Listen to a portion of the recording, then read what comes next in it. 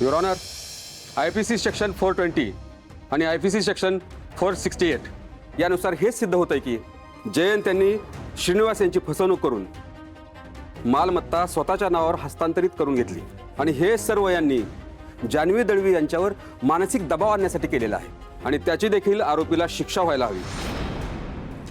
जज साहेब, हे सगळं खोटं आहे. मी कोणतीही फसवणूक केलेली नाहीये. युअर ऑनर, आरोपी जरी नकार देत असला तरी बँक स्टेटमेंट, ट्रान्झॅक्शन डिटेल्स खोटं बोलत नाही.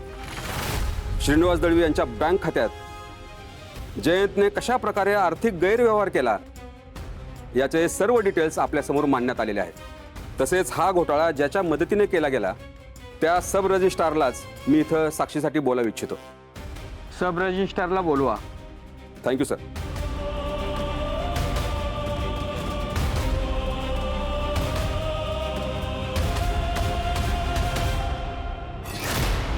आपलं नाव? नरेश जाधव. तुम्ही यांना ओळखता?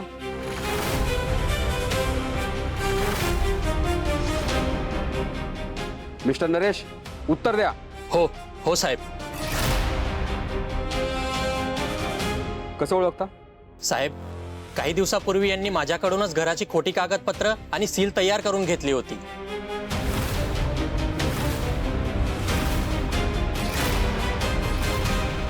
मला माफ करा जज साहेब. पैशाची गरज होती मला.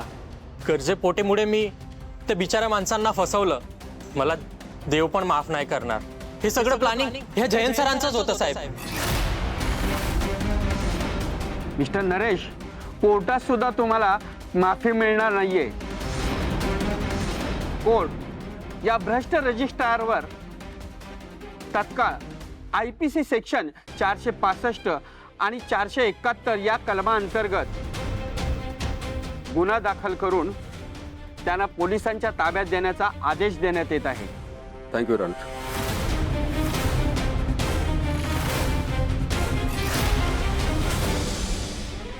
या पुराव्यावर आणि साक्षीदाराच्या कबुलीवर बचाव पक्षाचं काय म्हणणं आहे? No comments my Lord.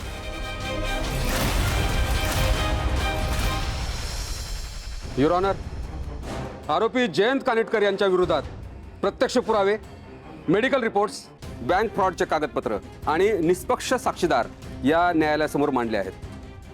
या सर्व पुराव्यावरून हे सिद्ध होतंय की आरोपी जयंत कानिटकर हा स्वतःच्या स्वार्थासाठी वाटेल त्या थराला जाणारा एक सराईत गुन्हेगार आहे. Physical abuse, mental torture, forgery आणि फ्रॉड असे अनेक गुन्हे या जयंत कानिटकर यांनी केले आहेत. युअर ऑनर, दुसरीकडे माझी अशील जान्हवी दळवी, जिने लग्नाच्या पहिल्या दिवसापासून या नराधमाचा अमानुष अत्याचार सोसला, तिचं आयुष्य, तिचं स्वातंत्र्य, तिची प्रायव्हसी उद्ध्वस्त केली गेली, पण तरीही कायद्यावर विश्वास ठेवून ती न्यायाच्या अपेक्षेने इथं उभी आहे. आणि म्हणूनच अशा गुन्हेगारी प्रवृत्तीला कायद्याचा वचक बसावा यासाठी आरोपी जयंत कानिटकर याला या सर्व गुन्ह्यांसाठी कठोरात कठोर जास्तीत जास्त शिक्षेची आम्ही मागणी करत आहोत. आरोपीला कसलीही सवलत न देता माझ्या आशिलाला जान्हवी दळवी यांना पूर्ण न्याय मिळावा हीच माझी विनंती आहे. That's all your honour.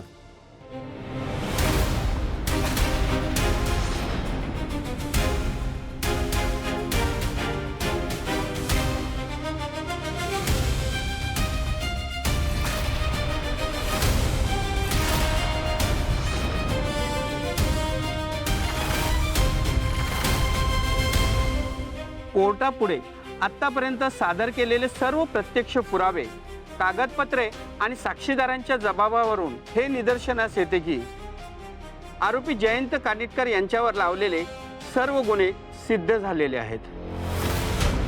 अशा प्रकारच्या विकृत आणि गुन्हेगारी प्रवृत्तीच्या व्यक्तीपासून संपूर्ण समाजाला आणि विशेषतः महिलांच्या सुरक्षेला हे न्यायालय अत्यंत गांभीर्याने पाहत आहे.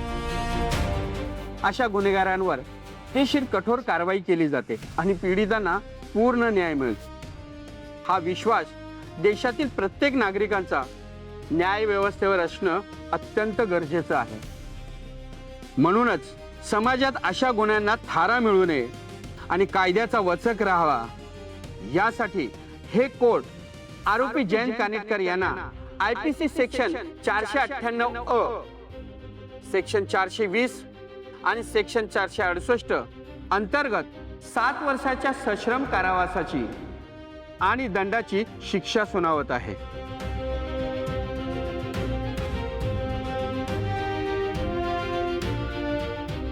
And court in adjourned.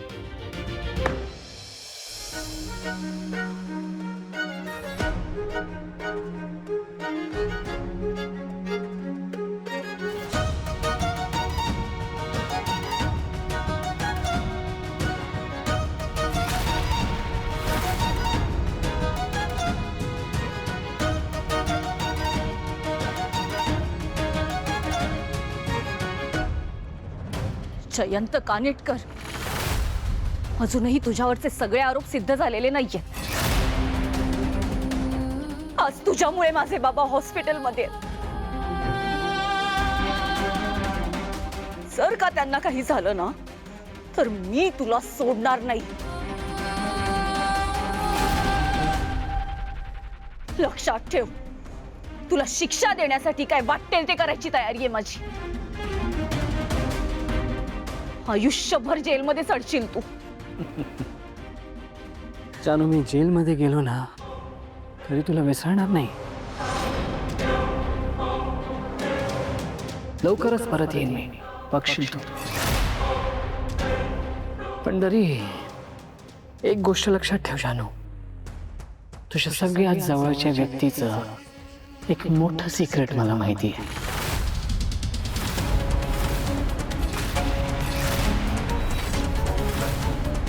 ते सिक्रेट तुझ्या समोर असूनही तुला कळणार नाही जानू. त्यासाठी का होईना तुझ्या लाईफमध्ये मी पुन्हा एंट्री घेणार लवकरच. कारण जानू, तुझ्याशिवाय फार काळ लांब नाही राहू शकणार मी. So I will be back जानू. इन्स्पेक्टर साहेब, प्लीज या माणसाला घेऊन जा लवकरात लवकर.